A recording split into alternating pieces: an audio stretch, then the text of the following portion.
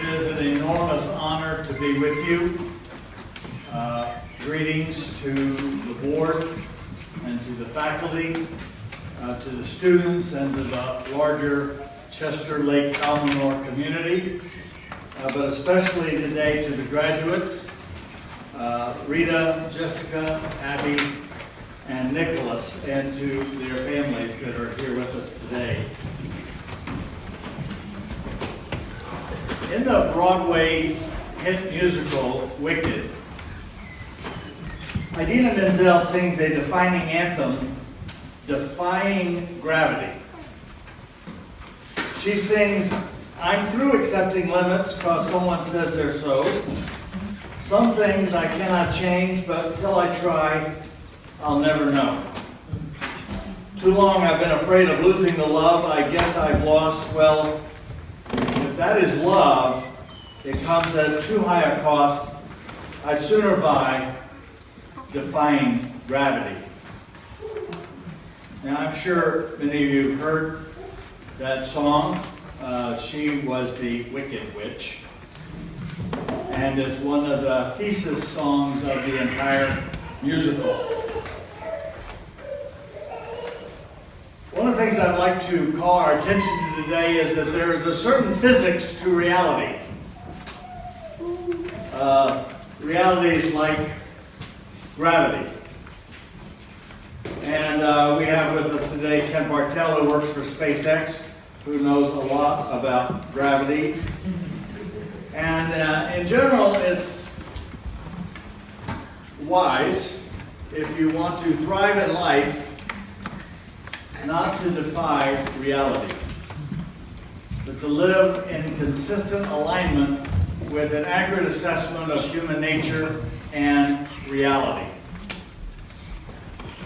Now, across America this weekend, there are going to be thousands upon thousands of commencement addresses to a new generation about to begin their life adventures. And you might think that this is a pretty insignificant graduation. It's in a very small town, in a very small school, with just a handful of graduates. But I would urge you not to discount the size of this class. I graduated in a class of 7 in a high school of 50. I was third in my class behind Beth Spitzkite and the salutatorian, my roommate, Haley Dietrich. Also graduating with me were David Moore, Gwen Hart, and Jimmy Lennon, all of whom are still my Facebook friends. Today, my fledgling missionary school in the middle of South Korea is a very prestigious boarding IB international school, sending graduates to the top universities across the world. So there's actually no telling where St. Andrews is going to be in the next 40 years, or where some of these graduates will be in the next 40 years. It is my deepest opinion that this is the face of educational greatness. I do consulting work, and one of my clients is the Institute for Advanced Studies in Culture at the University of Virginia. Now, there are only 10 institutes for advanced studies in the world. The most famous one is the Institute for Advanced Studies at Princeton, which is where, of course, Einstein was. But the Institute for Advanced Studies in Culture at UVA has a program on developing moral character project.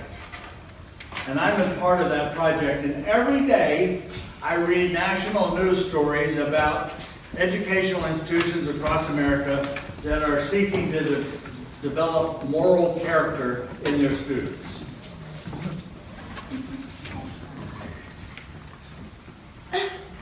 And then I come here and I'm like, this is actually how it's done.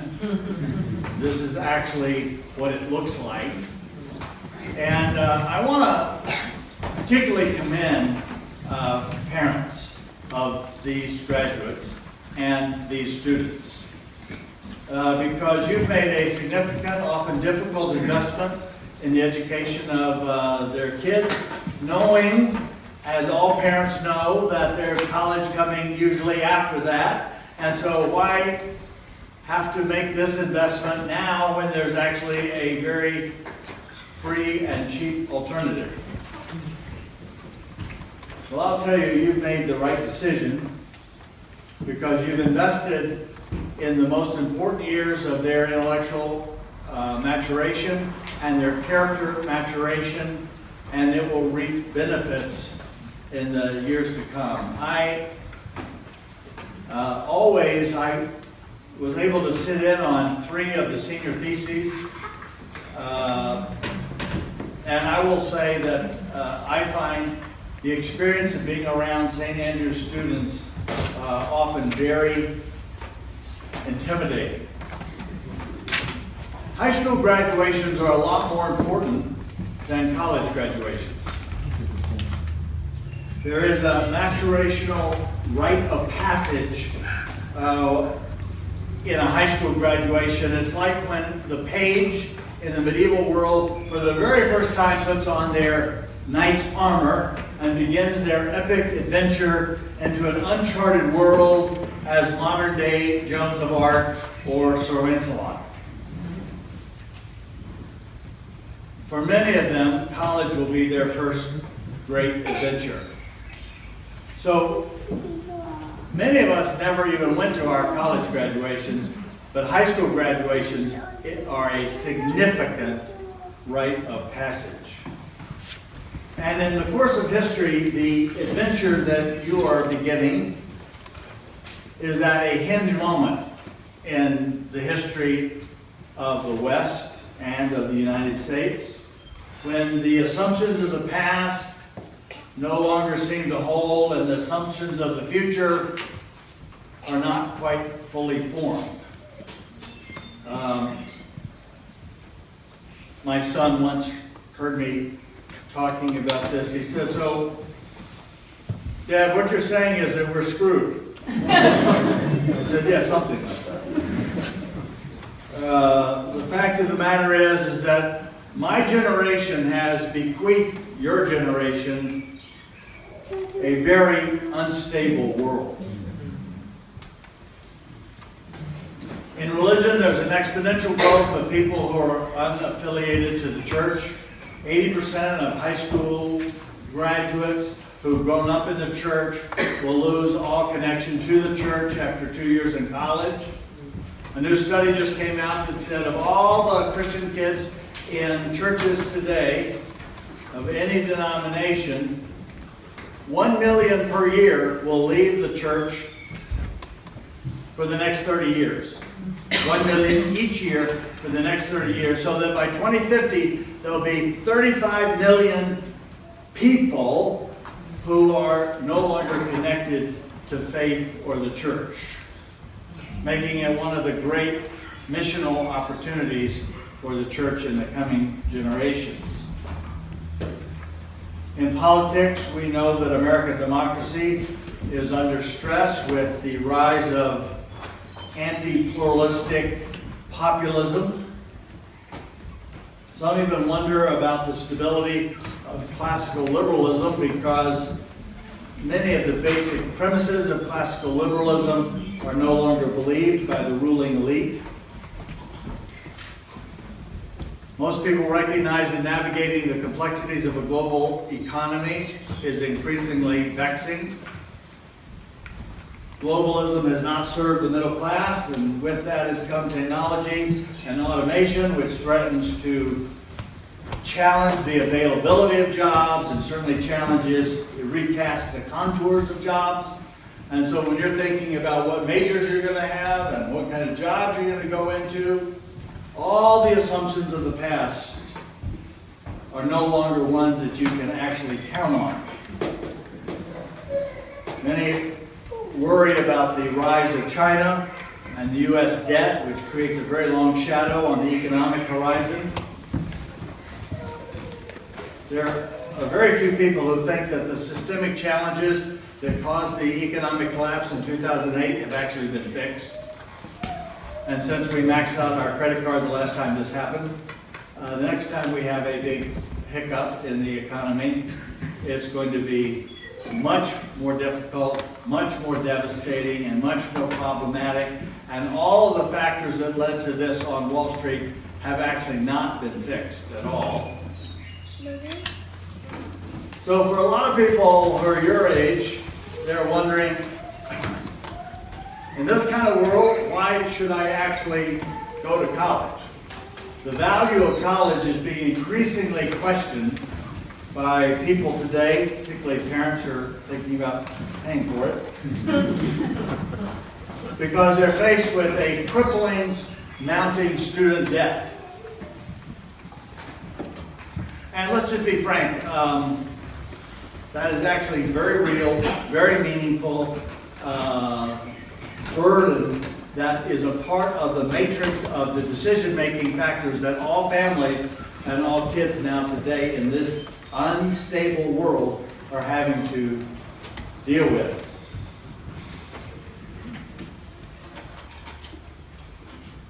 No matter what you think about global warming or the climate crisis, the fact of the matter is your generation is going to increasingly face a world where there are conflicts over water.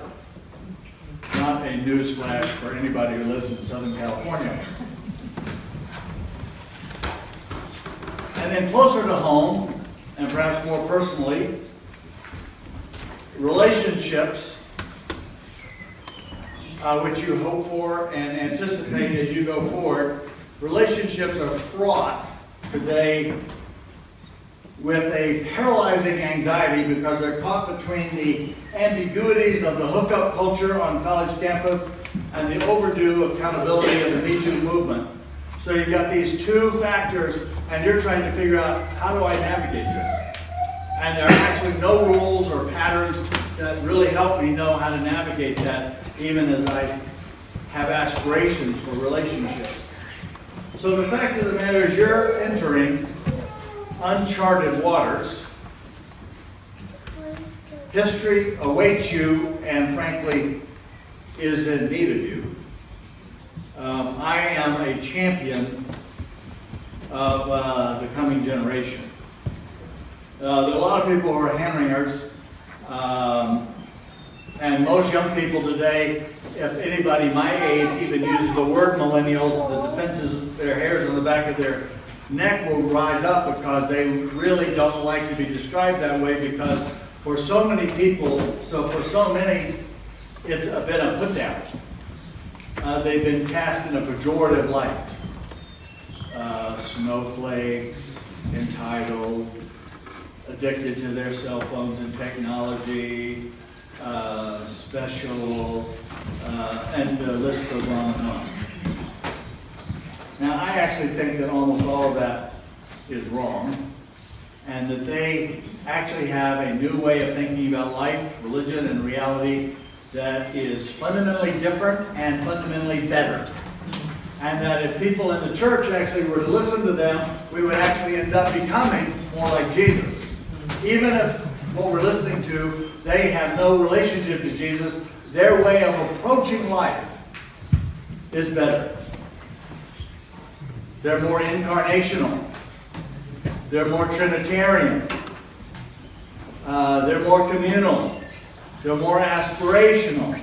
They're more revolutionary. And I ask you, who does that sound like? It sounds like Jesus. And that's the coming generation. So I am the aging champion of the coming generation. I know I don't have any credibility being my age talking to them about them. In fact, I was asked several months ago to speak at the Nantucket Project on my book on millennials, and they said, John, just look at you. You better bring your long-haired son artist from Brooklyn because you don't have any credibility. Now, in the middle of these kinds of realities that they're facing, this very unstable and uncertain world that we have left for you.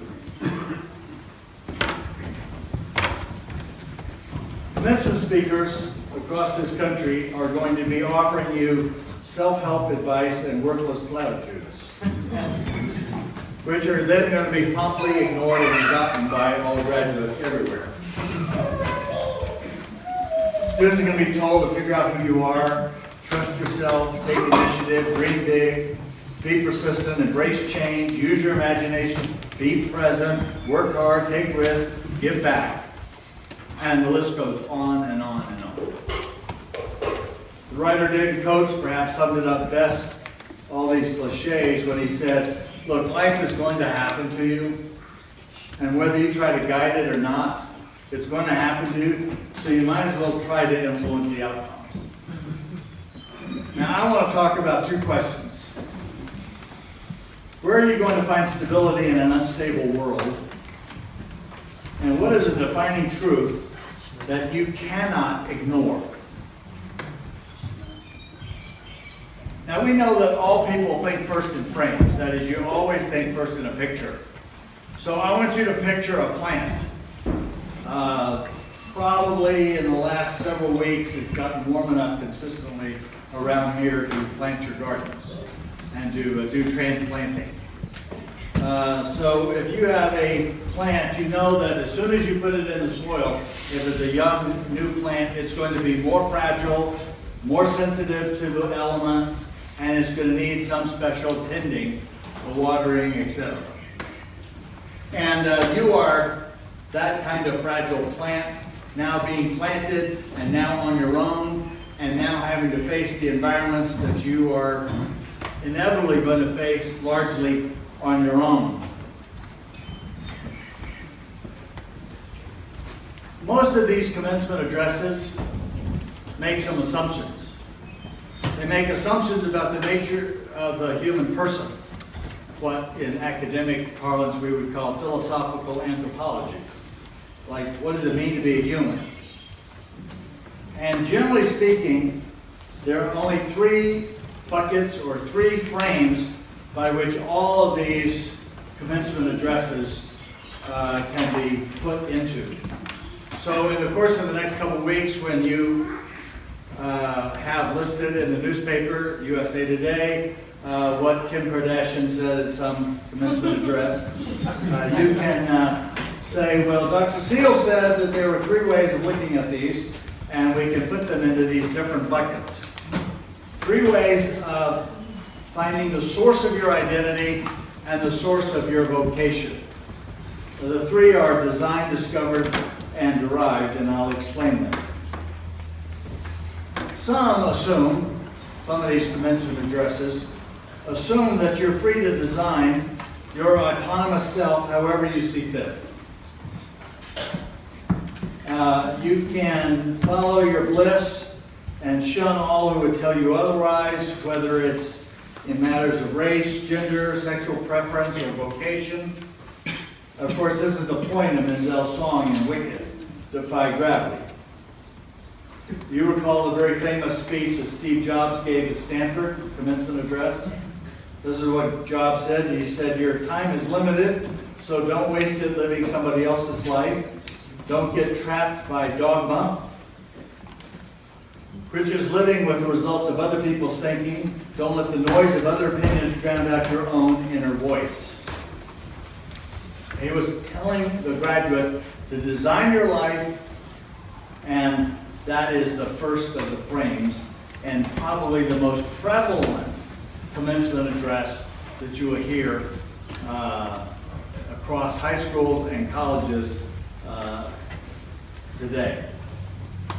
Now the second frame, the word is discovered. First one is design, the second word is discovered, is maybe a little bit better than the first one, but it's also got its problems, and that's that they assume that there's some kind of esoteric, maybe even Gnostic knowledge that you can gain that will unlock the secrets to life. So the aim here is not to design your life, but to discover it. Use your mind, Use your capabilities and go out there and discover enlightenment or the hidden secret behind all the truths that you will need to know how to ground yourself and your identity. Now, this could be as simple as what I learned in kindergarten to finding one's Enneagram personality types.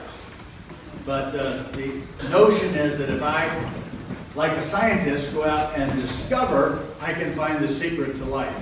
And that my identity can be found in this kind of esoteric knowledge. And the more esoteric the knowledge is, when you find it, the more special you'll be. So generally speaking, people don't start with the church. They start with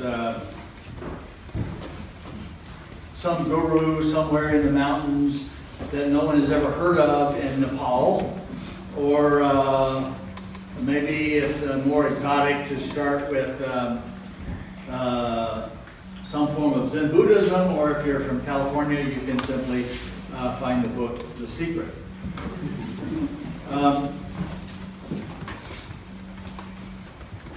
The one I'd like to suggest is the third approach to finding your life, and I would argue is the means by which you can find stability in your life. And that is that our identities are ultimately derived. It's not something I create and I design, or I somehow discover out there. It's something that I derive by listening to a larger community, larger than myself. Now, you don't actually have to be a Christian to see the wisdom in this. Gail Sheehy, who, as I recall, was married to Larry King for a time, she writes, "Self-centeredness is not self-discovery. The self can only be exhumed from its egocentric burial ground by hitching itself to something outside of itself." Now, if humans are uniquely social beings, and if we're living in a relational universe where love is at the root of all reality, then you have to acknowledge that our identities are formed in community and in conversation. This is why what Ms. Steinberg said to you is so important. This next process, when you're out on your own, you need to be in a community of people who will help you listen and level up. Every one of us is listening for a voice of ultimate concern. The only question is, to whom are we listening? So, the problem with the idea of designing your own identity is that it will inevitably make you more isolated, self-centered, and narcissistic. Inevitably, you will become restless. You're like a shopper who is always shopping for the next identity, the next way I present myself, and it's literally almost a form of schizophrenia.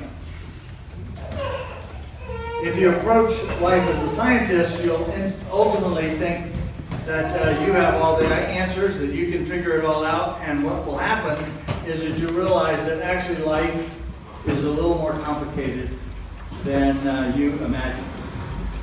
Most of us who are old in this room recognize that there are actually no easy answers.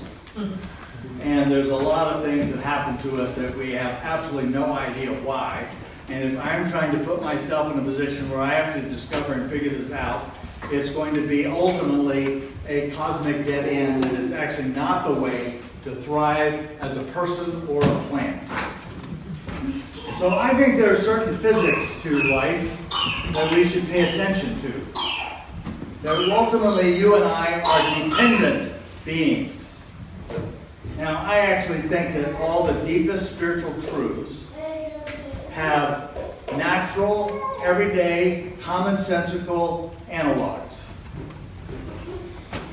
That you don't have to go woo, woo, woo, it's really spiritual, and simply take it on the basis of the fact that it's somehow in some sacred book somewhere, or somebody who is spiritually oriented said it.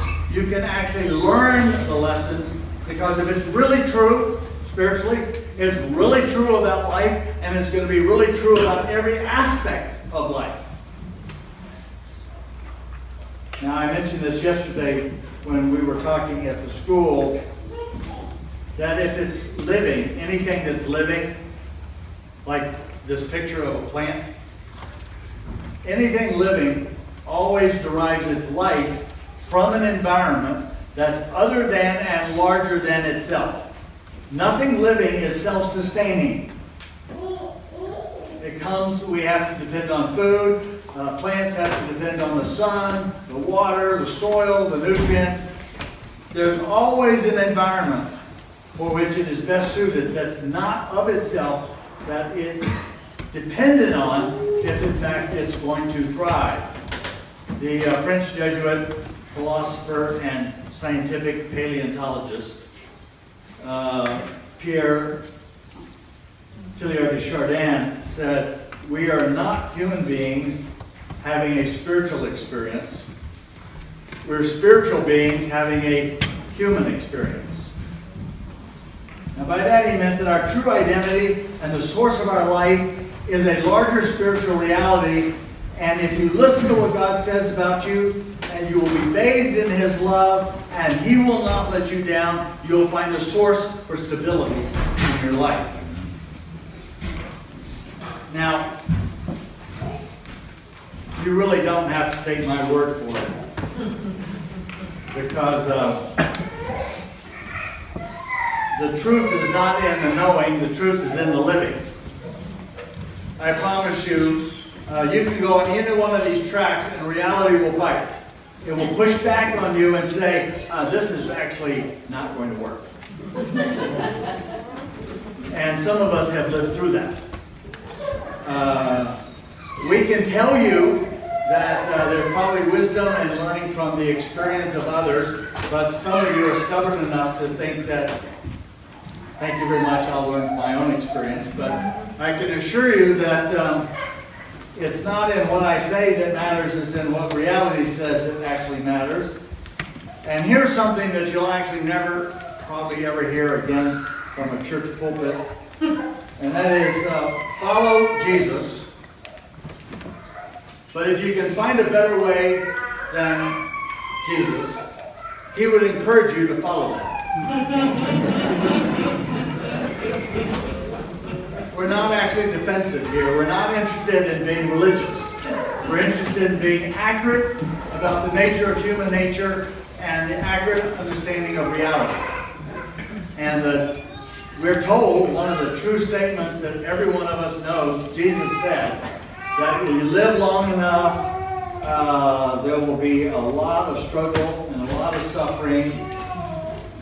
The winds will rise and the waves will rise, and the foundations on which you have built your life will be tested, and most of us know that that's in fact true.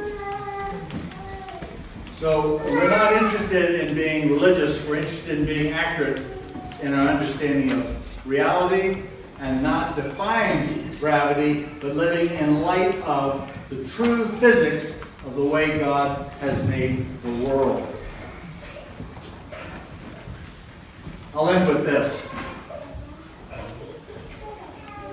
So what advice can I give you that you can't possibly ignore? I knew that almost all these cliches that are said all the time in commencement addresses, everybody forgets, work harder, find yourself. I mean, these basically Hallmark card kinds of cliches. What could I say that I knew that if you came back here in 20 years for high school graduation reunion, it would still be true and you could not ignore it. So here it is. It is simply this: you become whatever you love. You become whatever you love. It's like gravity. It's the physics of life. We are lovers before we are thinkers.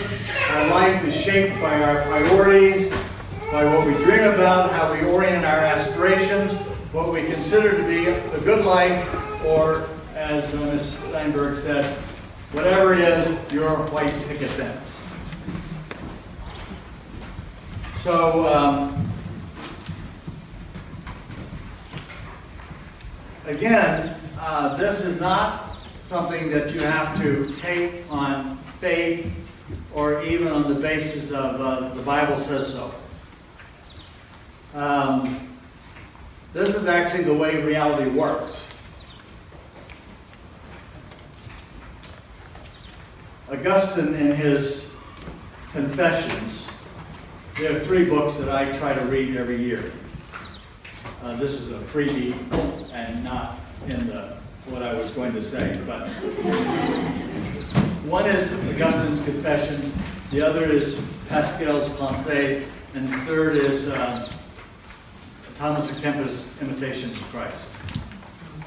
I commend them to you. But Augustine in his Confessions says this, and notice how he is using a physical, real-world, natural analog about the spiritual point he's making. Remember I said everything, the deepest spiritual truths have a natural analog. There is some place in reality that you can see it illustrated. He says a body by its weight tends to move toward its proper place.